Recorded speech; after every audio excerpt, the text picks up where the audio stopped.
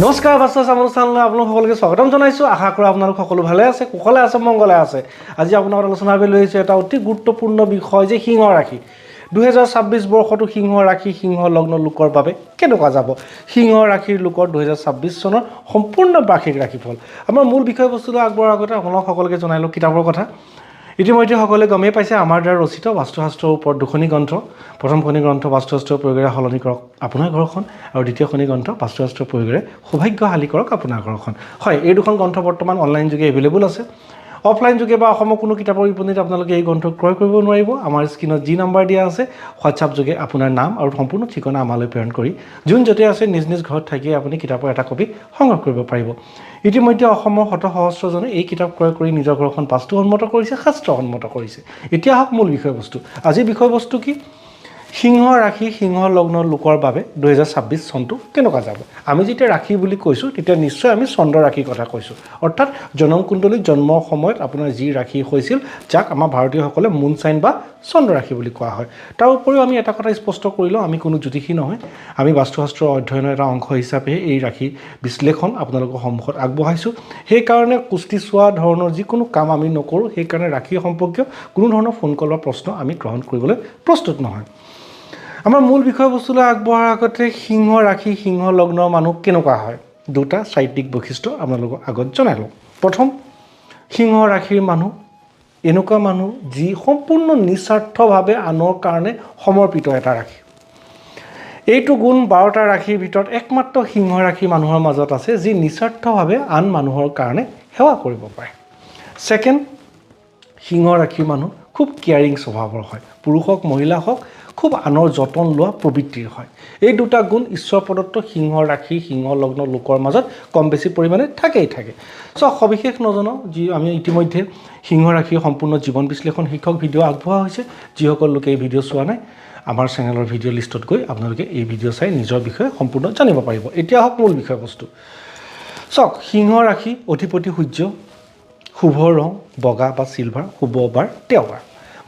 মই এই আপোনাৰ বাৰ্ষিক ৰাশিফলত মই বেয়াখিনি নকওঁ, মই ভালখিনি দীঘলীয়া লেণ্ডি নকৰোঁ। 7টা স্পেচিফিক পইণ্টত জনাম। প্ৰথম, চাওক, বছৰটোৰ আৰম্ভণিৰ যি চোৱা সময় ষ্টুডেণ্টছৰ কাৰণে যথেষ্ট ভাল সময়। সিংহ ৰাশি সিংহ লগ্ন 2026 জানুৱাৰী ফেব্ৰুৱাৰী মাহছোৱাত শিক্ষাৰ্থীৰ কাৰণে হ'ব। যিসকল লোকে বাহিৰলৈ যাব বিচাৰিছে, হয়, বিদেশ যাত্ৰাৰ যুগ আছে বছৰটোৰ আৰম্ভণি। আপুনি যদি সেই কামৰ লগত জড়িত, যি কামত আপুনি বিদেশলৈ যোৱাৰ সুযোগ আছে, চাওক, যিসকল ইয়াৰ লগত জড়িত সেইসকলে বাৰু এই সুযোগ লাভ কৰিব। কিন্তু আপোনাৰ ৰাশিত এই বছৰটোৰ আৰম্ভণি বিদেশ যাত্ৰাৰ যুগ দেখাইছে আৰু আপুনি কৰা কামৰ ক্ষেত্ৰত অত্যন্ত শুভ 2026 সিংহ ৰাশি সিংহ লগ্ন। দ্বিতীয়, চাওক, মাৰ্চৰ পৰা এপ্ৰিলৰ সময়ছোৱাত কিন্তু এটা কথা কওঁ, আপোনাৰ নিজৰ মুখৰ কথাৰ ওপৰত নিয়ন্ত্ৰণ ৰাখিব। অধৈৰ্য হৈ নহবা নিশ্চিন্তাকৈ কোনো কথা নক'ব, ক'লে আপুনি সমস্যাত পৰাৰ সম্ভাৱনাই কিন্তু অত্যাধিক আছে। তাৰ উপৰিও এই সময়ছোৱাত পেটৰ সমস্যা বা কিছুমান শাৰীৰিক সমস্যা দেখা দিব পাৰে, যাৰ বাবে আপুনি আগতীয়াকৈ সতৰ্কতা অৱলম্বন কৰিব। 3 নম্বৰ, চাওক, এপ্ৰিলৰ পৰা মে' ভেৰি গুড টাইম সিংহ ৰাশি সিংহ লগ্ন লোকৰ বাবে। কিহৰ ক্ষেত্ৰত হ'ব? যিসকল লোকে যিসকল ষ্টুডেণ্টে ইমান দিনে এটা চৰকাৰী চাকৰিৰ কাৰণে চেষ্টা কৰি আছে, এই 2026 বছৰটোত এপ্ৰিলৰ পৰা এপ্ৰিল মে' এই সময়ছোৱাত এনেকুৱা শুভ সংযোগ ঘটিছে য'ত আপুনি ইমান দিনে বিচাৰি থকা এটা চৰকাৰী চাকৰি, হয়, আপুনি বিচৰা ধৰণে আপোনাৰ হাতত থাকিব পাৰে। চেষ্টা সম্পূৰ্ণ কৰিব, চেষ্টাৰ কুটি নেৰিব খালী। আৰু এই একেটা সময়তেই কিন্তু হাই এডুকেশ্যন, যিসকল লোকে উচ্চ শিক্ষাৰ কাৰণে আগ্ৰহী, IAS UPSC এইবিলাক পৰীক্ষা দিবলৈ আগ্ৰহী, তেওঁলোকৰ কাৰণেও কিন্তু এই সময়ছোৱা বেশ ভাল সময়ছোৱা। কিয়? যে এই সময়ত আপুনি কৰা পৰিশ্ৰমে ফল ধৰিব। আপোনাৰ পৰিশ্ৰমক মান সন্মান জনোৱা হ'ব সময়। 2026 সিংহ ৰাশি সিংহ লগ্ন। 4 নম্বৰ, মে'ৰ পৰা জুন জুলাই ব্যৱসায় বাণিজ্যত জড়িত থকা লোকসকলৰ বাবে ভেৰি গুড টাইম। চাওক, তাৰমানে এপ্ৰিলৰ পাছৰ সময়ছোৱা সিংহ ৰাশিৰ কাৰণে এটা খুব ভাল টাইম আহি আছে। এইটো কথা একদম সম্পূৰ্ণৰূপে স্পষ্টৰূপে জানি লওক।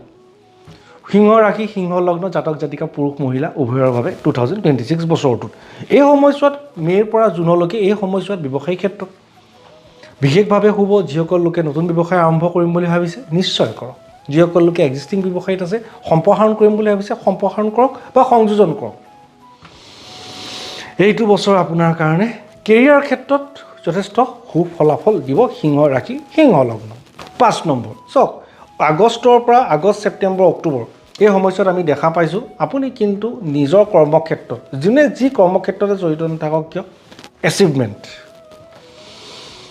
আপুনি কিন্তু বিচৰা ধৰণে আপোনাৰ লক্ষ্যস্থান প্ৰাপ্তিৰ সুযোগ সুবিধা ওলাব কেতিয়া আগষ্টৰ পৰা অক্টোবৰ এই সময়ছোৱাত সিংহ ৰাশি সিংহ লগ্ন গতিকে সকলো ফালৰ পৰা চেষ্টা কৰিব কিন্তু এইখিনিতে মই আপোনালোকক এটা কথা কৈ থওঁ চকু মুদি বা যাক তাক বিশ্বাস নকৰিব অলপ সাৱধান হৈ থাকিব কাৰণ ঠগ প্ৰবঞ্চনাৰ পৰাও কিন্তু আপুনি সাৱধান হৈ থাকিব লগা আছে তাৰ উপৰিও 6 নম্বৰ চাওক 6 নম্বৰ আমি দেখা পাইছোঁ যে এই আপোনাৰ ঠিক এপ্ৰিলৰ পাছৰ সময়ছোৱা বছৰটো শেষলৈকে প্ৰেম প্ৰণয় আৰু বিবাহৰ ক্ষেত্ৰত এটা খুব গোল্ডেন যুগ আপোনাৰ জীৱনত আহি আছে যিসকল লোকে ইমান দিন নিজৰ প্ৰেমৰ সম্বন্ধক বিবাহৰ ৰূপ বিবাহৰ নাম দিব বিচাৰিছে এইটোৱে এই সুবৰ্ণ সুযোগ এইটোৱে সেই সুবৰ্ণ সময় আৰু আপোনাৰ ফেমিলি প্লেনিঙৰ কাৰণেও কিন্তু এটা খুব উৎকৃষ্ট সময় এপ্ৰিল মাহৰ পাছত বছৰটো শেষৰ ফালে এটা কথা কৈ থওঁ খালি দাঁত চকু গলা এইকেইটাত আপুনি কিছু অসুবিধা পাব পাৰে তেনেকুৱা চিমটমছ দেখালে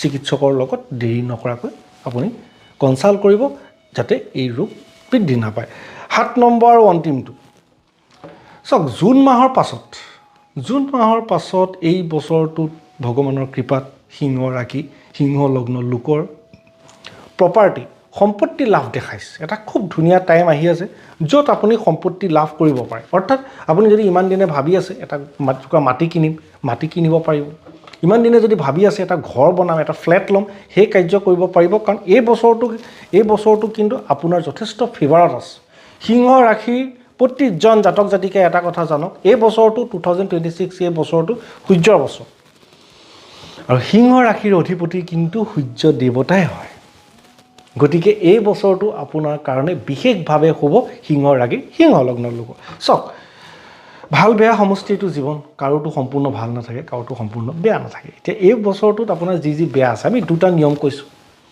এই দুটা নিয়ম কৰক আপুনি নজনাকৈ নভবাকৈ আপোনাৰ জীৱনত আহিব লগা এই সকলো বেয়াখিনি কাট খাই অলপ অলপকৈ নাইকিয়া হৈ যাব কি কৰিব প্ৰথম দৈনিক সূৰ্যক জল দিয়ক সূৰ্যক প্ৰণাম কৰক কেনেকৈ সূৰ্যক প্ৰণাম কৰিব ইউটিউবত বহু ভিডিঅ' আছে চাই লওক সবিশেষ জানিব পাৰিব ই আপোনাৰ কাৰণে ৰামবান উপায় এটা অকল 2026 বছৰটোৰ বাবে নহয় গোটেই হোল লাইফত কিন্তু সূৰ্য প্ৰণাম সূৰ্য জল দি যি লাভালাভ আপুনি পাব ন সিংহ ৰাশি সিংহ লগ্ন লোকে আপুনি ভাবিব নোৱাৰা সেকেন্ড